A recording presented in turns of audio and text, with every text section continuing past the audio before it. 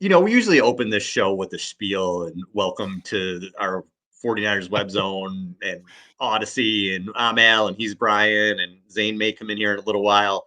But today I don't even have the words. I don't even have the words. Brian, here's where I'm going to start, I guess. I Yeah. am not surprised that this happened because, and I don't want to speak for you and Zane, but I've been saying on the show for months that I think it's a foregone conclusion that Darnold is QB2.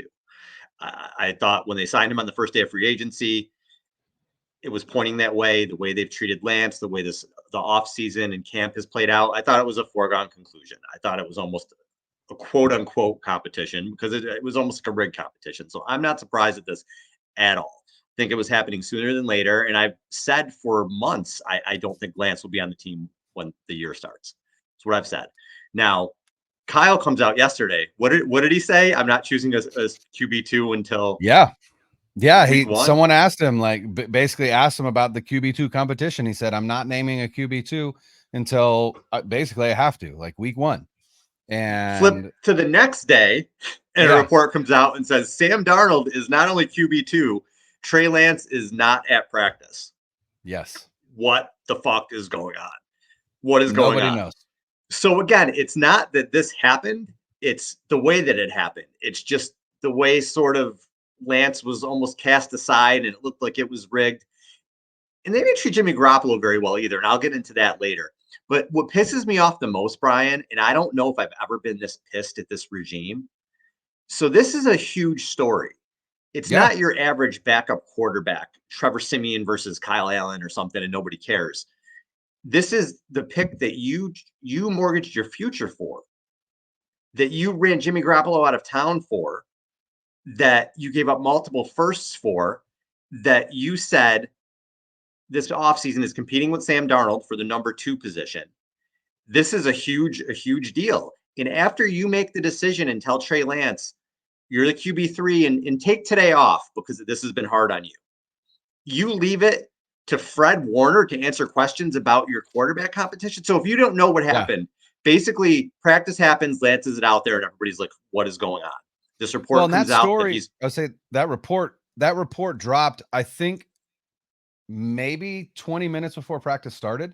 It wasn't so very long before practice started.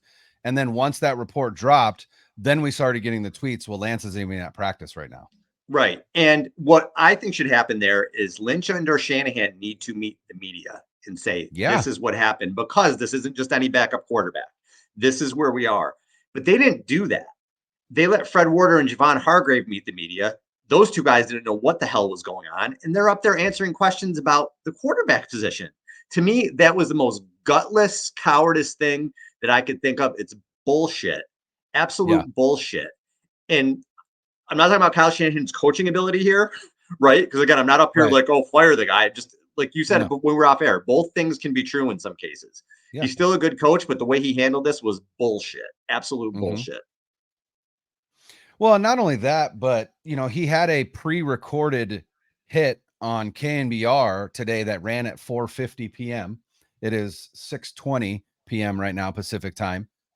And in that hit with Tolbert and Adam Copeland on KNBR, he basically said, "This isn't us giving up on Trey, and I hope that he's here as our QB3 because I believe in Trey." And it's just like, You don't. just be honest, man. Like, Right. you just, like, yesterday, you flat out lied. You flat out lied to the media and to the fan base saying, I am not naming a QB2 until I have to.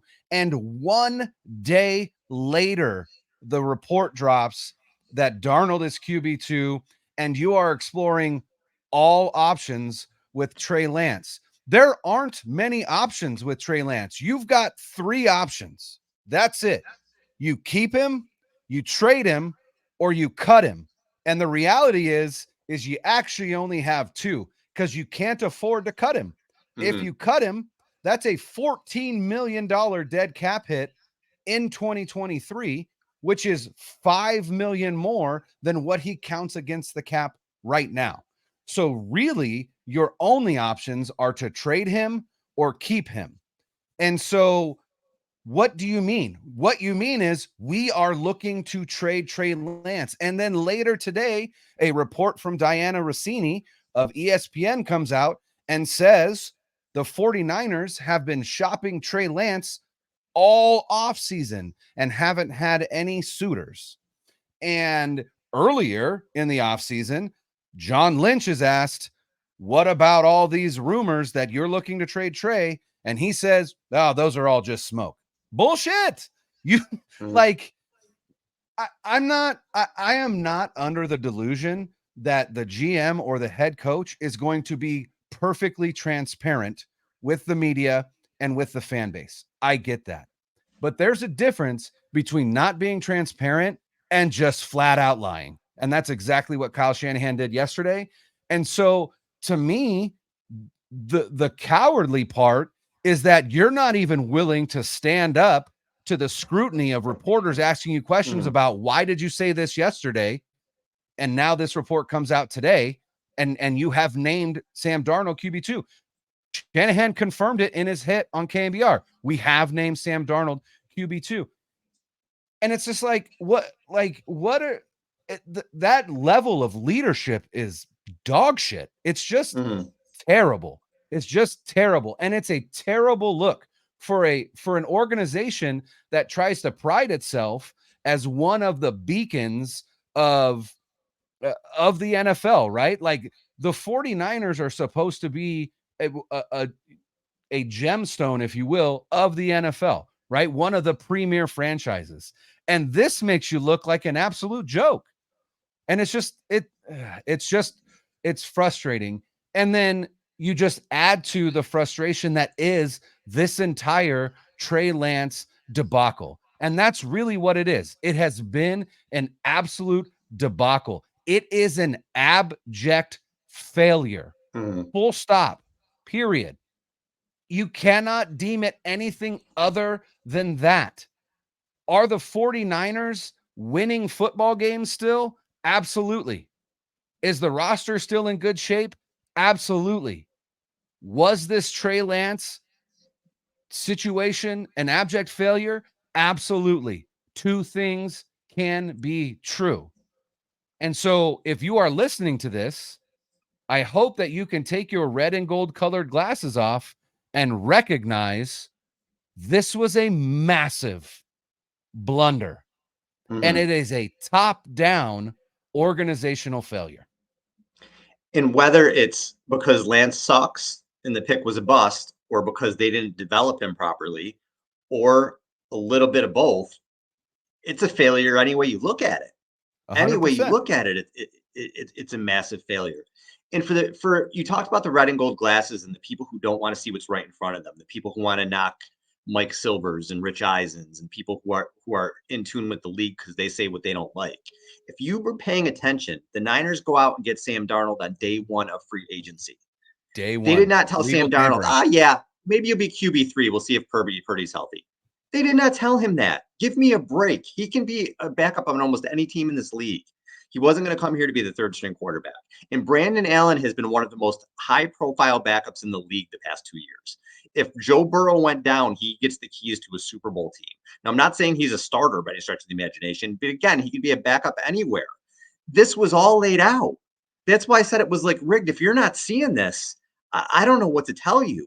And you want to talk about dysfunction with the way the 49ers have handled their quarterbacks. Go back to 2019 after that season. Tom Brady's interested. The Niners say nope because we got Jimmy Garoppolo. And then a year later, you know what? We're sick of Jimmy. We don't like Jimmy's injuries. Like we don't agree that these were, we have two different opinions of what his injuries were. We're not really in on Jimmy anymore. We like Matthew Stafford. Oh, we didn't get him. Well, let's kick the tires on other guys. Wait, we're going after Deshaun Watson all publicly. Watson's got legal troubles. Let's trade up. Let's trade up and we'll get one of these guys. And then you bring it in and you have Lance in here and you have Jimmy in here and it's awkward. And then the next year, because why not keep treating Garoppolo like shit? You go off on the side field without a playbook and we'll let you know if we need you. And they ended up needing each other. It's just been this dysfunction junction. And then Lance gets hurt and Purdy comes out of nowhere. And again, I'm not denying Brock Purdy's QB1. I've been saying it again for Yeah. months. He should be QB1. End of story.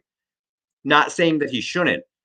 But at the same time, you have this other quarterback. Are you interested in developing him at all? Again, once they were kind of sick of him, it's just like, all right, kind of like cast aside. So I tweeted something today, and I don't think they've lost this locker room, but I think Jimmy Garoppolo was a very popular player in the locker room. Trey Lance seems to be well liked. The more you kind of treat people this way, the more guys are looking at you kind of sideways. And as long as you're winning, it's great. But if Brock doesn't work out and we're on to another QB next year and the Niners don't win a Super Bowl, people are going to start to, what the fuck, man? Well, what's going to happen with this quarterback? What's going to be wrong with this guy? It just keeps, and again, they've done a million things right. A million things right. The QB room has not been one of them. It has been dysfunctional. They have not, again, I don't think, you could say whatever you think of Garoppolo. They made that situation very awkward.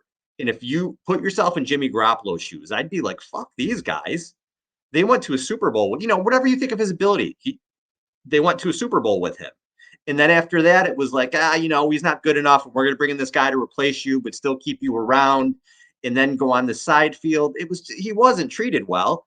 And Lance really wasn't either. Now, the flip side of that is, did Garoppolo earn some respect because they won with him? Lance really didn't do anything. So there's the flip side of that too. Like, I get that part of it. But as an organization, you mortgage so much for him to just cast it aside like that. And again, okay, we got Brock. Okay, we'll see about Brock. You also don't have 2 first-round picks because of it. And you might use a right tackle. You could probably use some depth on the edge. You probably could have used those picks. They may not hurt you now. They may in 2 years. So if you don't win a Super Bowl and you don't have the team, that you're not able to replenish the team that you have now when some of these guys leave, it is an issue. So it's just the way that this has just transpired. Again, it's not Darnold versus Lance thing. It's just the way they've handled it, to me, is just really disappointing. Well, and not only that, but so many people view draft picks as like, well, yeah, but it would have been a late round draft pick, and late round draft picks don't always work out. You're right, they don't. But do you know what you can also do with draft picks? You can trade them for established talent. Look at what Miami did with the picks that the 49ers gave them in that trade up. What did they turn those into? They turned those into Tyreek Hill, Jalen Waddle, and Bradley Chubb. Were those draft picks the only thing they had to give up? No. Am I saying that the 49ers could have had Tyreek Hill or Bradley Chubb or Jalen Waddle? No. But what I am saying is that the 49ers could have gotten in on some conversations for some players that were on trade blocks if they had those first round picks available to trade, but they didn't. So that's another aspect of how that is a failure. And then you look at things like, what does their offensive tackle depth look like? Not great. Not How much longer is Trent Williams going to be playing? No idea. Do we have a left tackle of the future? No. Where do you tend to get those? In the first round. So, no, this team is not in a bad spot right now because of this trade. That does not mean that they will not be in a bad spot 2 years from now because of that trade and the failure of that trade, meaning that that quarterback is not their quarterback. And Brock Purdy 100% earned the right to prove that last year wasn't a fluke. I will not argue that. I am not arguing that Trey should start over Brock Purdy. I argued that earlier in the offseason when it still wasn't determined whether Brock would be fully healthy by week 1. But once he got fully cleared, it was obvious that Brock was QB1. That argument went out the window. But what happens if Brock doesn't prove that last year was a fluke? And you got rid of Trey Lance for, as Mike Silver has said, a 6th round pick. Mike Silver thinks a 6th round pick could get it done. Are you shitting me? He's probably right. He usually is. I know that. I understand that. But what I'm saying is, you've got to be kidding me. Yeah. That you are willing to get rid of this player for nothing. A 6th round pick has very little value. So what happens if you trade Trey Lance? Do you know what they get if they trade Trey Lance? Jason Hurley, who runs at 49ers Cap on Twitter, tweeted this out. If you go to Over the Cap or if you go to Spot Track and you put in trade post June 1, it shows that the 49ers would get 3 point something million in cap relief this year. But the problem is what that number includes is a training camp bonus that they already paid out to him. So by trading Trey Lance, what they get in 2023 in cap relief is a shade less than $1 million. It's like $940,000. So quite literally, again, they get nothing of value in trading Trey Lance. He is far more valuable to this organization as QB3 than he is as a trade chip. Now, I also have seen Benjamin Albright, who tends to be very right a lot of the times, has already tweeted out that that one destination to look for, and I have said this in the past, is a trade with Minnesota. And his tweet said it would make sense to trade Lance to Minnesota for an edge talent, and then also involve some picks. So I would imagine that would be pick swaps or whatever. Makes sense. And again, that's very specific. And someone tweeted underneath that sounds oddly specific. And Albright tweeted, it does sound oddly specific, right? Like, I'm telling you what I'm hearing specifically. Right. If that is the case, that looks a little bit better, right? You're getting something to add to an area of your team that is lacking right now. But I'm positive that it's not anyone of substance. They're not going to trade Trey Lance for Danielle Hunter. Right. Mainly because they couldn't afford Danielle Hunter. They don't have the cap space for Danielle Hunter. So there really isn't another name there that is like, yeah, that's cool. Like, hey, we made ourselves better. What I don't understand is how a regime that is as seemingly intelligent as the 49ers regime is could blow a process so dramatically that it becomes arguably the worst process failure in organizational history and probably one of the worst process failures in NFL history. Because you know what I think it is? What? I think he's a terrific coach. I go back to what Joe Banner said about Kyle Shanahan. He's emotional and he's a short-term thinker. And I believe I with would the quarterback, agree with that. he wants that quarterback to be an extension of him, and I don't think he has any patience with quarterbacks. So unless you're getting Matt Ryan level play, as long as he's in charge of the team, which he is, I think it's going to be fucking musical chairs, man. I really do. I think he's going to lose patience. I think he's going to want to pull the string. We've seen it. And what frustrates me more than anything, I think, is just the dog and pony show.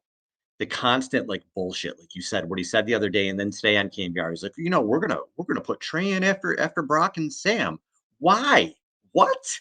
Yeah. What? Also, He's if talking I'm on Trey, Friday for the next and if I'm preseason game. Trey, and if I'm Trey, I'm like, fuck you. I'm not going in. Yeah. Same thing as Get out of Jimmy. here. Same thing as Jimmy. Yeah. I'm in the same place Garoppolo was if I'm Lance. Yeah. Fuck you. Get me out of here, which is probably what's happening. And he's probably not even going to be on the team by Friday. Probably going to trade him in the next couple of days. So that's the thing with me. It's like, Kyle, you're a really good coach. You guys have built a really good program here. I'm not complaining about any of that stuff, but the way you've handled your quarterback room is bullshit. It's bullshit.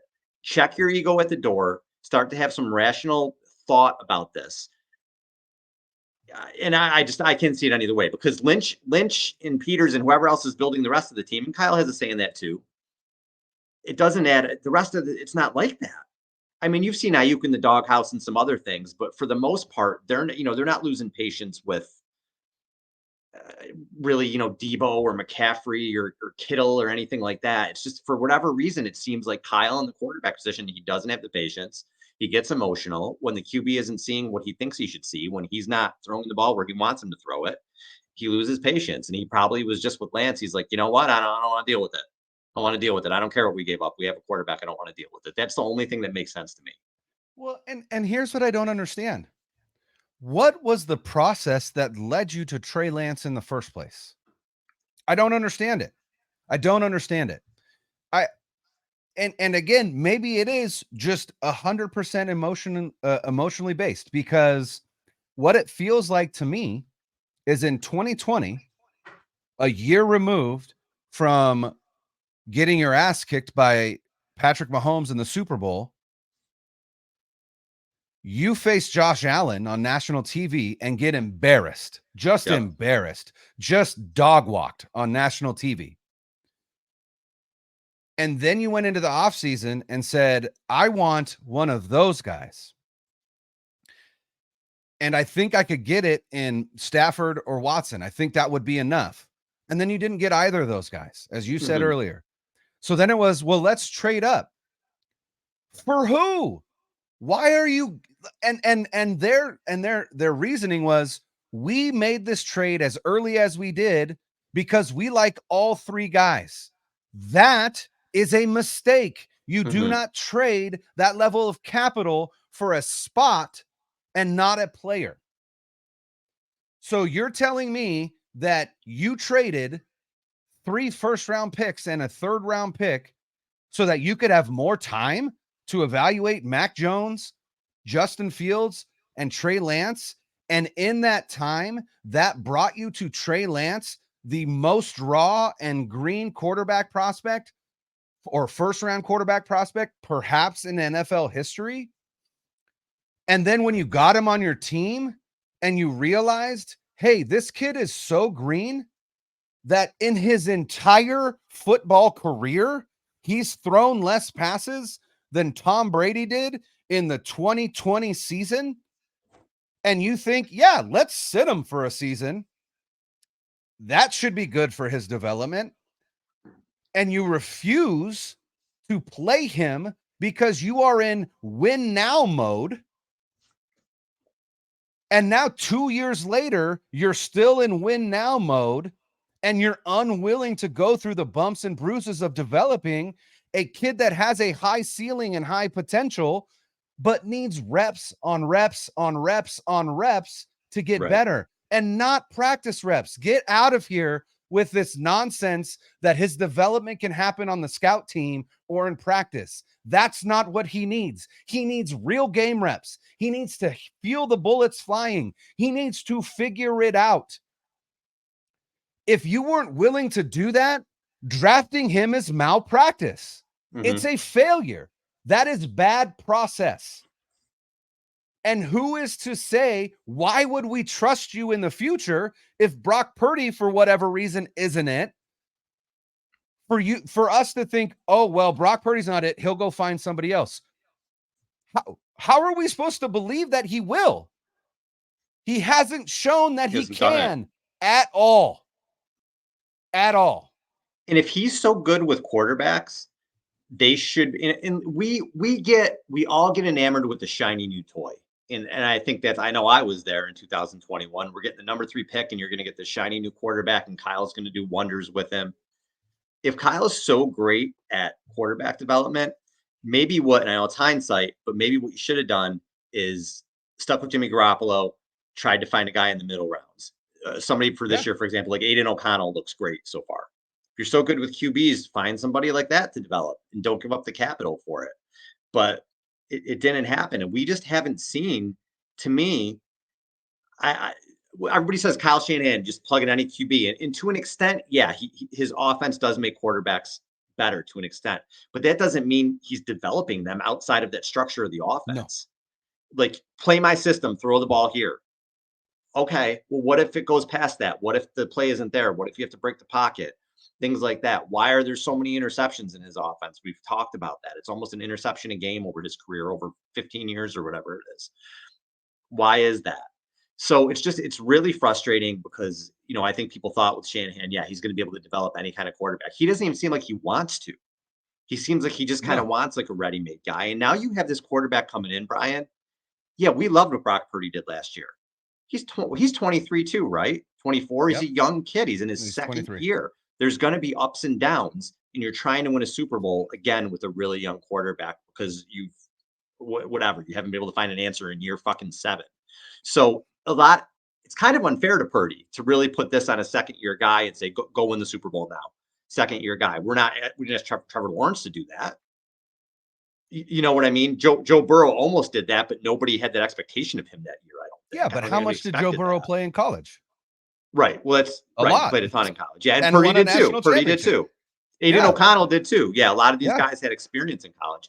That's what I mean. Like, what were you thinking in hindsight? And we're fans. We're gonna get excited. And yeah, this guy's got talent. We're not in charge of a football team. So these guys who did this, what were you thinking? And no one will ask. That's what pisses me off. Maybe against the New York thing, because New York media would ask it. And maybe people will, but Kyle, back in 2021, this was the most inexperienced quarterback we've ever seen. Why did you take him to this win now team?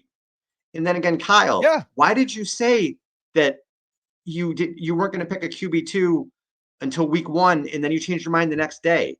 Kyle, why was Fred Warner answering questions about the quarterback when you knew this would be a story? These things have to be said to him. Someone has to ask him. Someone has to challenge him at some point. Doesn't mean he needs to get fired or he's not a good coach, but this is the way he's handled this stuff has been bullshit. Somebody's got to call him out on it. And that's the other thing is, as a fan of the team, it is okay to not agree with what the coach is doing. Right. It is okay to point out when there is organizational failure. It is okay to say, Kyle, I love your offense. It looks great. What the hell are we doing? What are we doing with the quarterback? Why were you not the one at the podium after practice saying, here's why Trey Lance wasn't at practice. Here's what's going on.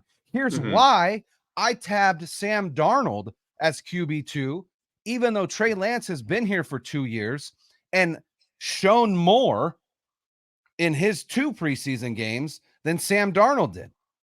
And that's the other thing that I don't understand. In his hit on KMBR, Kyle Shanahan said Sam Darnold started to distance himself about 10 days ago.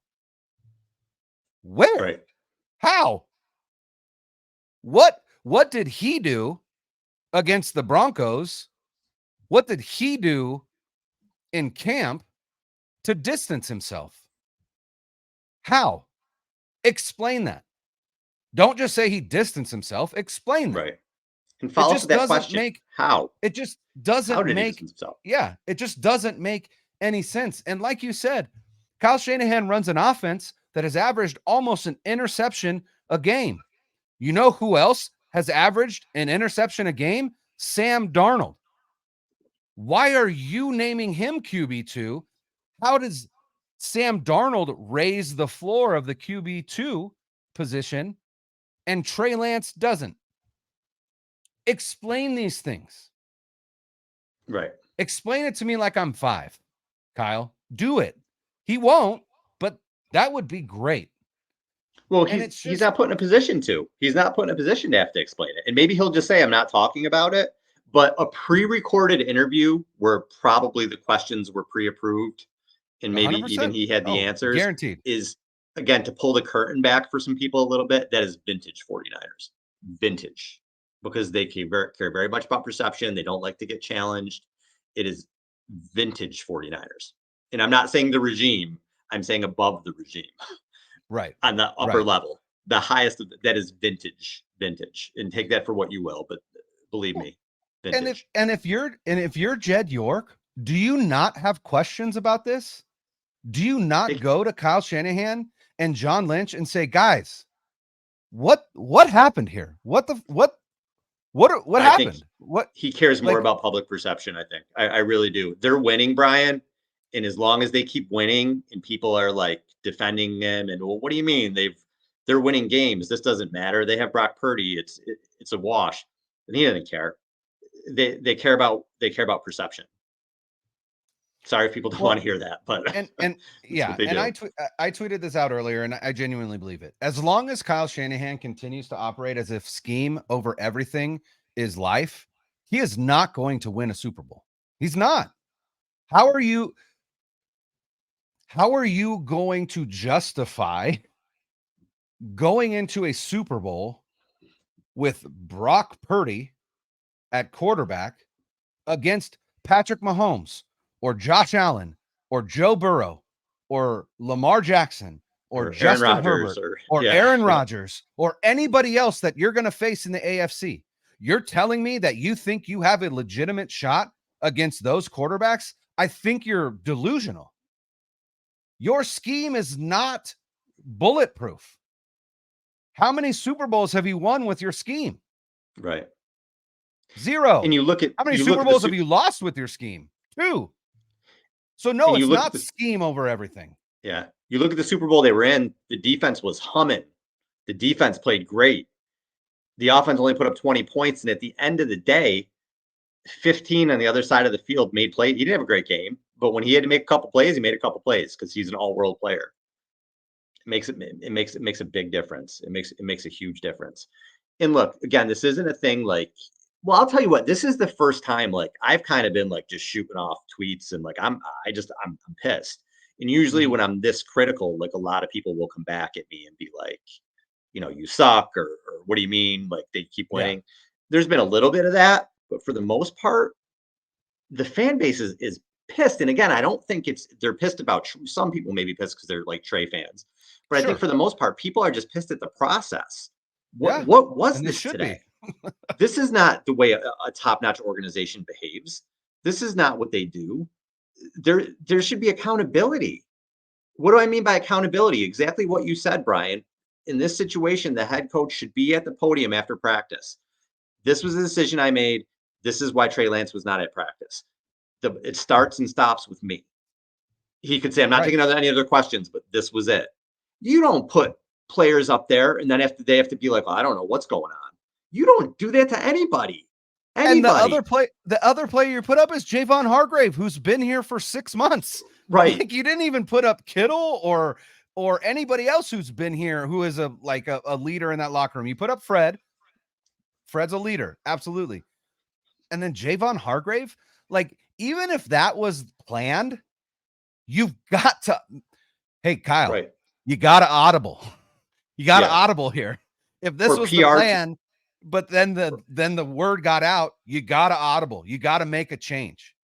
Or PR team. You got to audible. Right. And the PR team probably doesn't like us. Well, at least I don't know if the new regime does, but probably doesn't like me anyway, so I don't care. So, but PR team, hey, we're getting slammed for this. Like, let's pivot a little bit. And Kyle just he could have got up there and he could have mostly put out the fire, at least to get by. I mean, there's still people who would have saw through it and been pissed and everything else, but he could have thrown some water on the fire. They did not. They threw gas on it today. I have never seen so many people who have been arguing all off season and preseason, sort of all intertwined now and on the same page of, well, that was just kind of fucked up. Even like people who cover the team saying, well, this seems gutless, doesn't it? Like, Mike what are we Silver doing? said it was gutless. Mike Silver said, he said it's, I think he said it's Shanhan and Lynch aren't talking. This is gutless. Yeah. Like coming across that way or whatever. Yeah. Seems gutless is what he said, but yeah. And he's right. How do you do this and not say something? This is not an average bottom of the depth chart QB2 versus QB3 thing. This is someone you mortgaged your future for, that you've now basically said, actually, Brian, now that I just thought of this, Pelissero was on something. I forget what, but this is what he said. I think it's also that they've seen enough now through the course of camp that they know that they're going to keep Sam Darnold and Brandon Allen on the roster in addition to Brock Purdy. So Trey's sort of the odd man out. So is Trey QB4? And that's what I was saying with Brandon Allen. People just have their opinions and they can't see past what's right in front of them. Brandon Allen, is he a starting quarterback in the league? Absolutely not. He was a high-end backup behind Joe Burrow. He's not here to go to the practice squad. He's not. And the Niners probably have seen enough of him and know, because he's a veteran, have said, yeah, he's fine. He doesn't, He doesn't need the 15 reps in the offense. He's QB3. I think that they're comfortable with those three. They've been setting this up. They've been setting it up. How can people not see this? I feel like I'm taking crazy pills. I really do. I feel like they were writing it in crayon and like holding it up to people. And there's like, yeah, no, Trey's QB2. No, he's not. I think part of it is this. If this was their plan since the beginning of the offseason,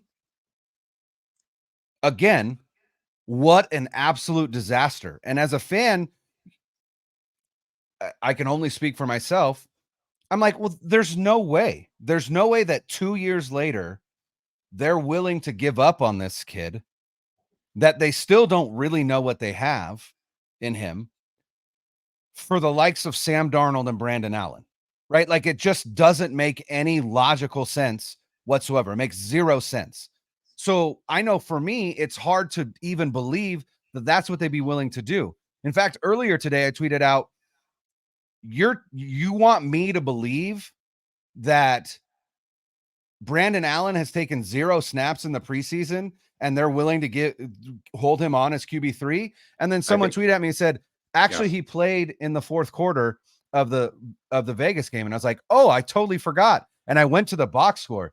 Here's what Brandon Allen did in that Vegas game. He was 5 of 8 for 36 yards and an interception. Sweet. Yeah, but the pick wasn't his fault. The pick was not his fault. But regardless, again, how has Brandon Allen outplayed Trey Lance? If you want to talk about earning it, what has Brandon Allen done to earn it?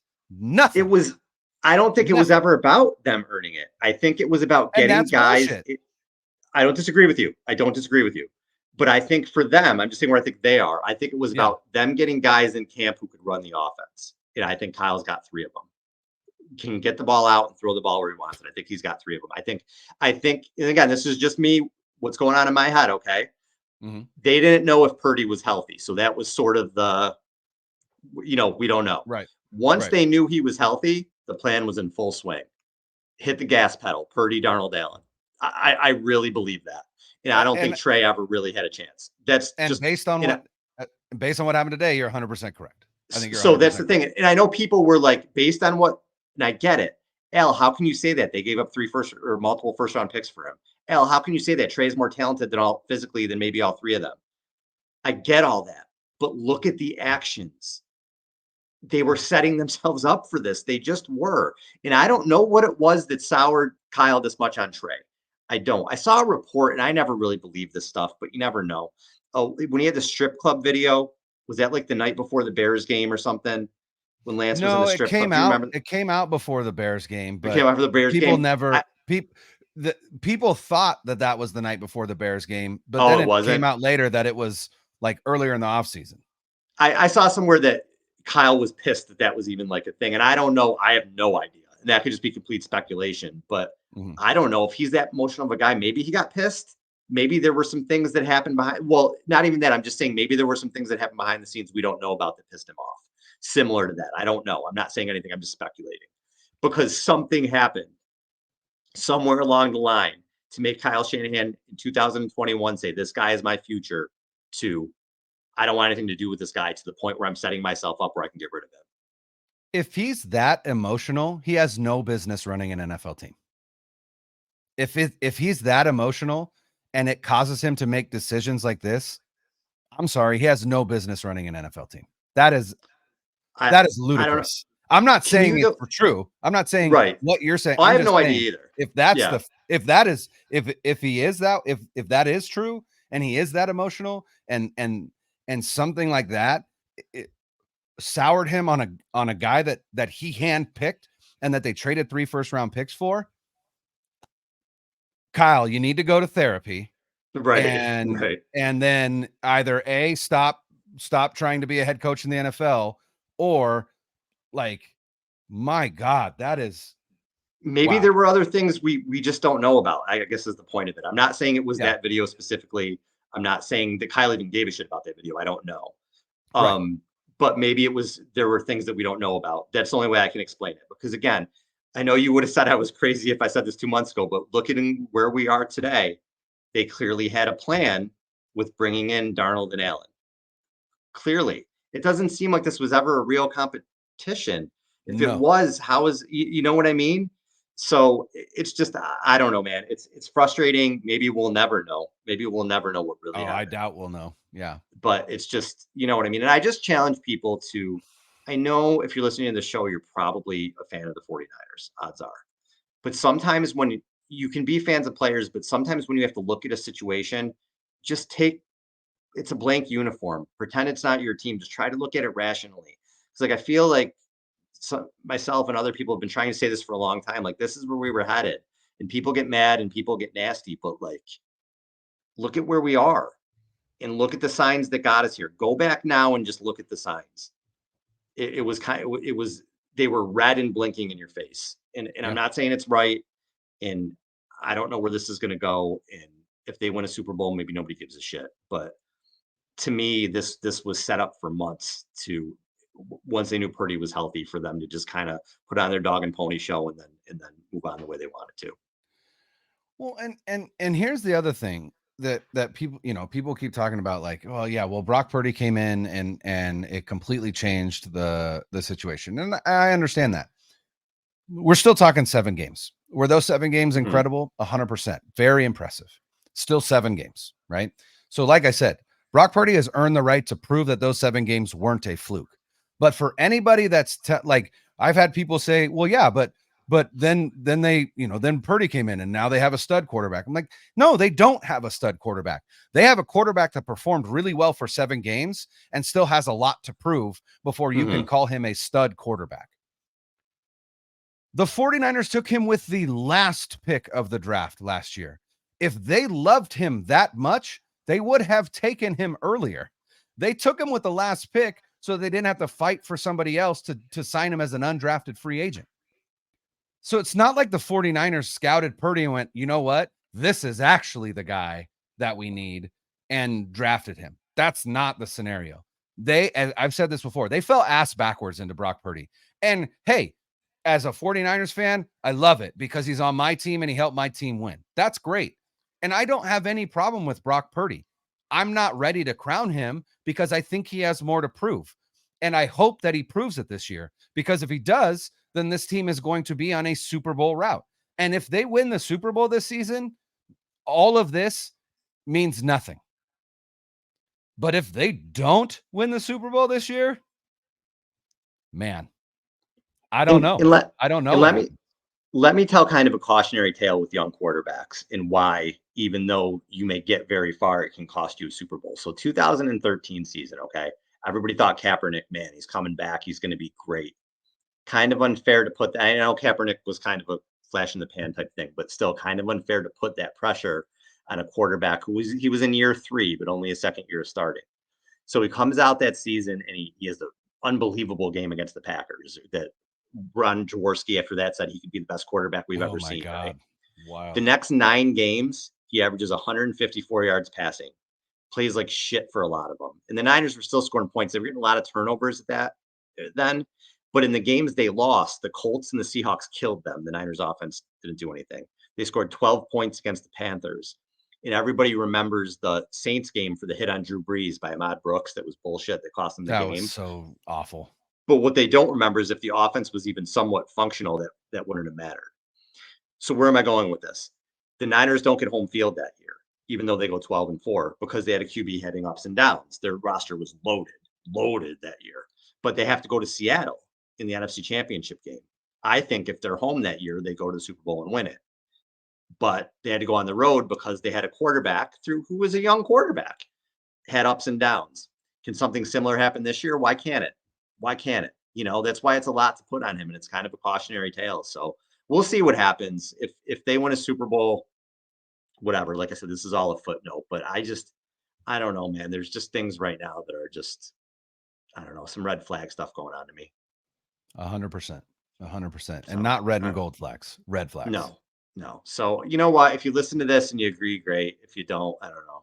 Tell me I suck or something. I don't care. Tweet really at us. Yeah, but like it's just all about, to me, like we're doing this, like we are fans. As much as I try not to be a fan when I do this, we are fans of the team, and like the emotion's going to come through. And like you said, Brian, like it's okay as a fan if you're upset about something to say it. You're not any less of a fan. Be pissed. Right. It's part of the passion of it. It's fine.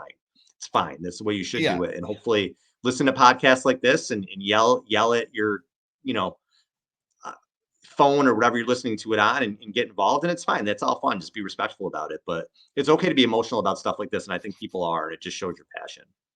Well, and I would like to say to those on Twitter whose favorite response is, "Well, go cheer for another team."